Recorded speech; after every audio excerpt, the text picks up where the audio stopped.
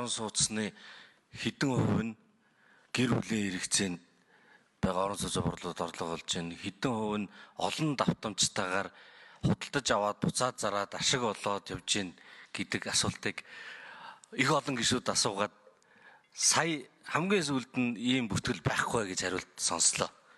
Тийм болохоор миний хувьд асуултын хариултыг авчлаа. Дээрээс нь нэмээд санаа хэлчихье. Тэгэхээр нэгдүгээрт хэдэн хувь нь ашиг олж байгаа олон давтамжтай бизнесийн хэдэн хувь нь гэр бүлийн хэрэгцээнд борлуулж байгаа гэдгийг мэдэж болно. Энэ ажлыг зүгээр бид нэр одоогор хийгээгүй л гэсэн үг. Монгол улс чинь цахимжилт бүртгэл дээр бол муу улс ерөөсөө биш. Бүр хангалт одоо хүн болгоны ийм Монголиогоор ороод байж л байгаа. Бүртгэл нь. Тийм болохоор энэ дэр нэг шинээр систем үүсгээд аппликейшн хийгээд авах шаардлага байхгүй.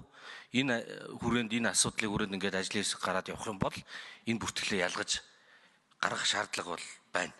Хоёрдугаарт нь манай сангийн яамныхны энэ ч мэрэгжлийн хүмүүс аргагүй л багт өгж байгаа хариулт нэг юм татврын байцаагчийн байр суурнаас өгдөг байгаа байхгүй юу? Яг тэр мөнгөө зах дээр юм зарж олсон юм уу? Ажил хийж олсон юм уу? Тэр нь ямар хамаатай юм бэ? Тэгээд эсвэл цагдаа шиг одоо энэ байранда 3 жил амьдарсан л бол өөрийн хэрэгцээ гэж үзнэ гэд. Энийг ер нь тогтоох гэдэг хэрэг байхгүй шүү дээ.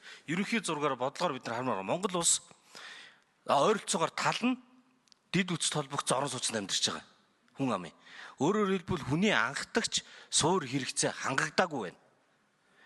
Хүний анхдагч суур хэрэгцээ хангагдаагүй байхад орон сууцны борлуулалтын дээрээс татвар авах нь өөрөө жоох өрөөсгөл.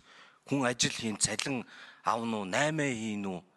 Ямар нэгэн байдлаар тэр чинь мөнгө олоод тэрэндээ татвар төлж байгаа. Нийгмийн даатгалаа төлж байгаа.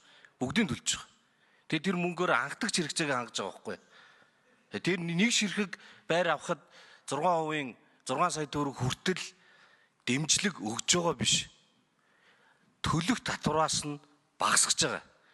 Өөрөөр хэлбэл юм өгөөгүй авдаг юмаа бууруулж байгаа байхгүй. Энэ бол татврын өнгөлөт дэмжлэг гэж яриад байгаа. Тэгэхээр энэ анхдагч хэрэгж байгаа хангаж байгаа юм дээрээс татвар ногдуулах нь ер нь бол айгүй их дарамт болж байна гэж би үзэж байна. Тэгэхээр ангилах хэрэг байна. Ангилаад энэ бол гэр бүлийн хэрэгцээ. Энэ бол олон давтамжтай бизнес. Тэгээ бизнес төр татвар яаж ногдуулвал оновчтой зөв байх вэ гэдгийг одоогоор хангалттай цуглардсан байгаа датан дээр анализ хийгээд тэгээд энэ эрх зүйн орчныг шинжлэх талаар санал дүгнэлт боловсруулах шаардлагатай гэж үзэж байна.